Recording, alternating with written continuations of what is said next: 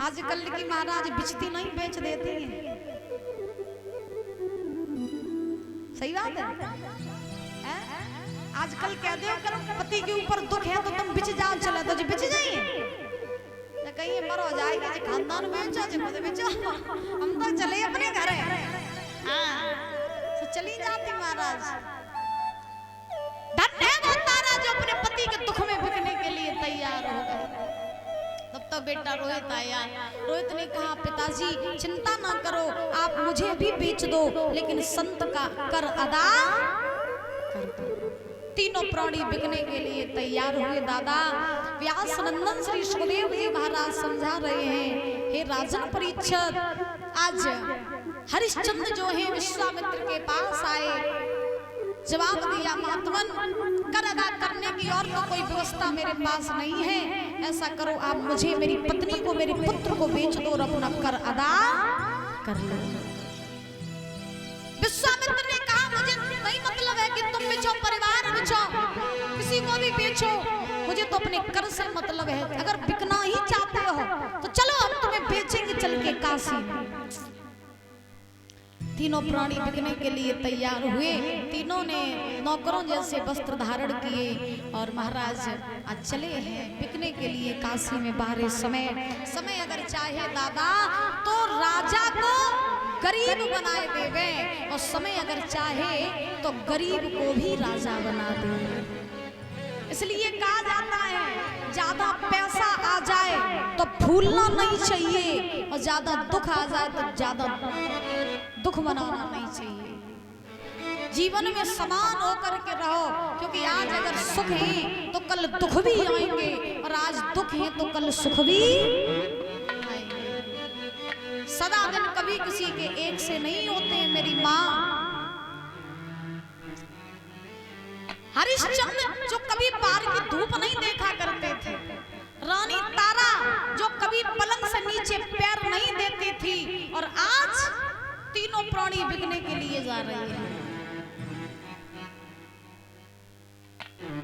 अवध में उदासी छा गई कि हमारे महाराज बिकने के लिए जा रहे हैं। अवध के लोगों ने कहा महाराज आप हमें छोड़ के कहीं मत जाओ, इन संत का जो भी कर होगा वो मैं अदा करूंगा। आप जब राजा ही चला जाएगा तो फिर प्रजा किस काम की रहेगी, महाराज मुझे छोड़ के कहीं मत जाओ। हरिश्चंद्र ने कहा प्रजा के लोगों, अगर आज मैंने तुमसे मदद ले ली तो संसार के लोग ये कहेंगे कि बहुत बड़ा दानवीर बनता फिरता था हरिश्चंद्र, लेकिन जब दुख आए तो दुखों में प्रजा से मदद मांगी। मुझे जाने दो अभी प्रजा तुम्हारी है। तीनों प्राणी चले हैं, प्रजावासी सब अवधवासी रो रहे हैं, सब महाराज उदास हैं। हुआ ये है कि अरे गई अवधि उदासी छाई, और बिकवे जाए रे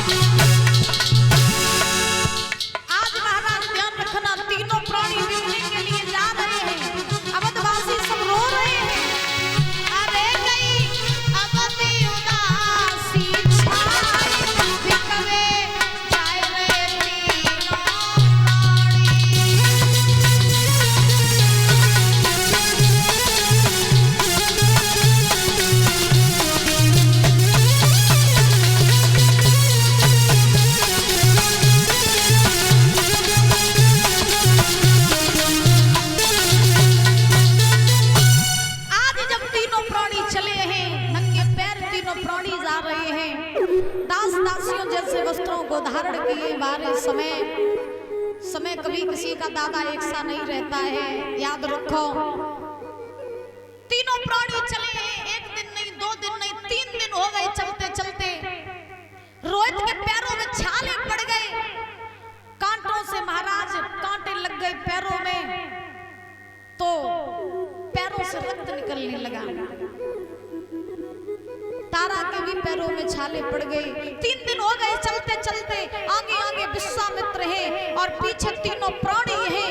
3 दिन हो गए, रोहितास को रास्ते में प्यास लगी और और दादा जब प्यास लगी तो रोहित प्यास की वजह से पछाड़ खा करके गिर पड़े। माँ तारा से कहा, माँ मुझे बहुत तेज प्यास लगी है, थोड़ा पानी पिला दो जो मैं आगे चल सकूं, क्योंकि माँ प्यास की वजह से ना मेरा गला सूख रहा है, मुझसे और चला नहीं जाता है। माँ बता दे काशी कितनी दूर है, देख तेरा बेटा छोटा सा ही है, चला नहीं जा रहा है, माँ मुझे अपनी गोद में उठा ले, मुझे ले करके चल। रोहित पछाड़ खा करके जब गिरा है तो जवाब दिया रोहित ने, मैया पल पल ठोकर खाकर चला नहीं जाता है, और काशी कितनी दूर बता मेरी माता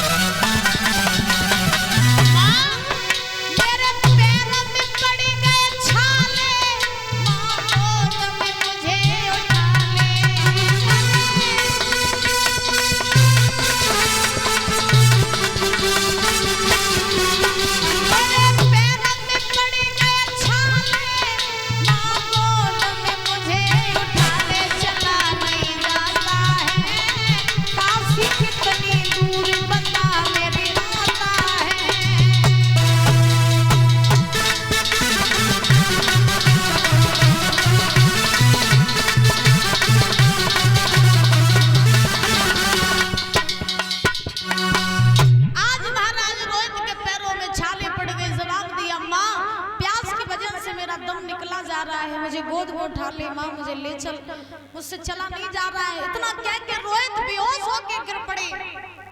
जब बेहोश होकर के गिरे, तारा ने हरिश्चंद्र के पैर पकड़ लिए, जवाब दिया, महाराज मेरो लला 1200 तो है, छोटो सो तो मेरो लाल है, और प्यास की वजह से इसकी जान चली जाएगी, इसलिए महाराज थोड़ा कहीं छाया में बैठ जाओ, आराम कर लो, बेटा को जल पिला दो, उसकी प्यास शांत कर दो, उसके बाद आगे चलेंगे।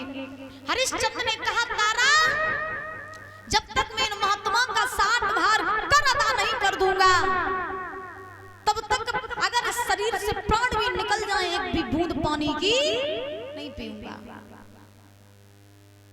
आज तीनों प्राणी फिर से महाराज चल दिए हैं। चलते चलते 5वें दिन जाके काशी में पहुंचे। जब 5वें दिन जाके काशी में पहुंचे तो विश्वामित्र ने तीनों प्राणियों को काशी के चौराहे पर खड़ा कर लिया, और काशी के चौराहे पर खड़ा करके आज तीनों प्राणियों के लिए विश्वामित्र आवाज लगाने लगे, काशी के लोगों, किसी को नौकर की जरूरत हो तो वो मेरे पास में आकर के मुझसे नौकर खरीद ले।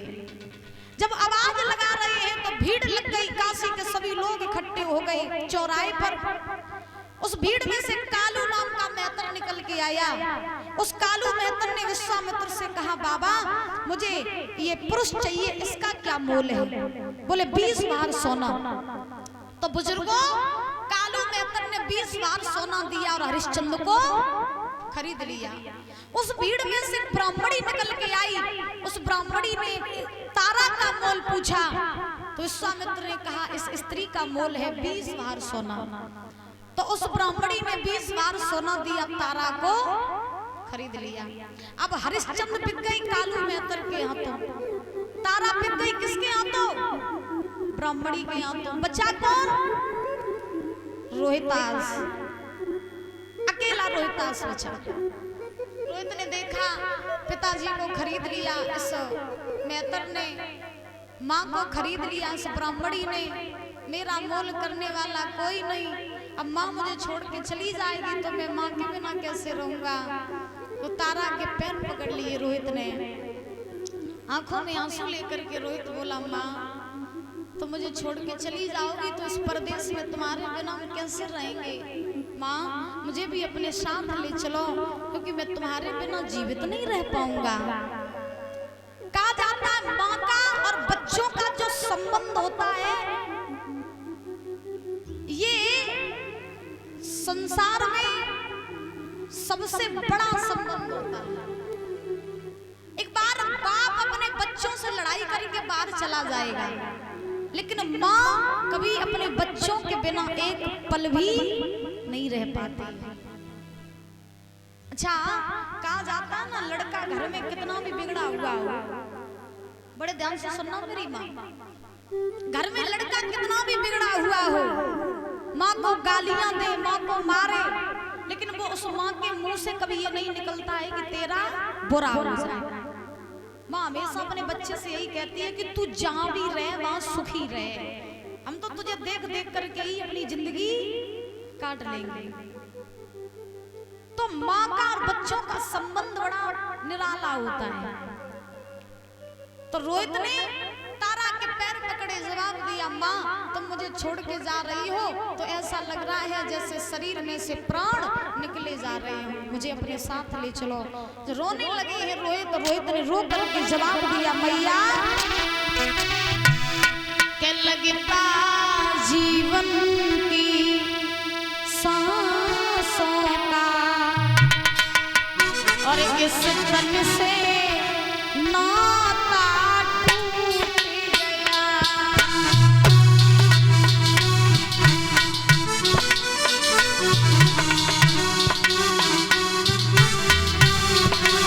माँ तुम मुझे छोड़ के जा रही हो तो ऐसा लग रहा है जैसे शरीर में से प्राण निकले जा रहे हो। माँ तुम्हारे बिना मर जाऊंगा, जीवित नहीं रह पाऊंगा, मुझे अपने साथ ले चलो। लगता जीवन की सांसों का, इस तन से नाता टूट गया। ना जाने कौन सी भूल बनी, परमेश्वर हमसे रूठ गया।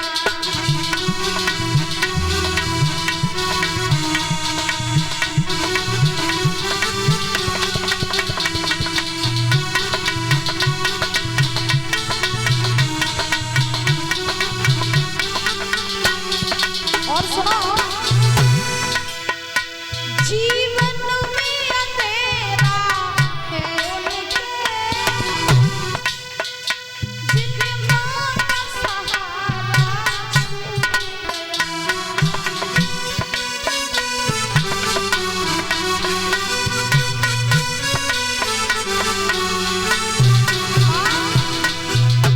वो लोग बड़े अभागे होते हैं जिनके सर से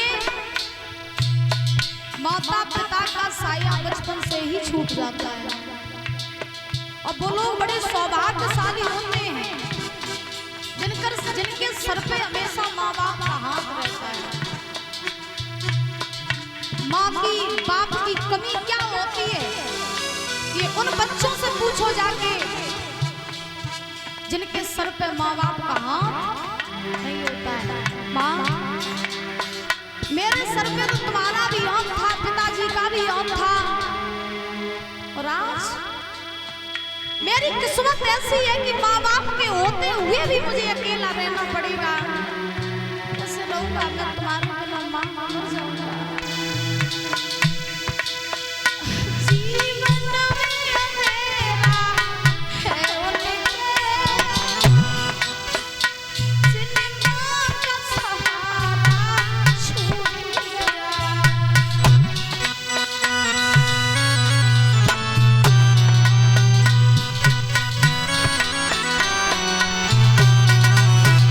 ना जाने कौन सी भूल बनी, परमेश्वर हमसे छूट गया।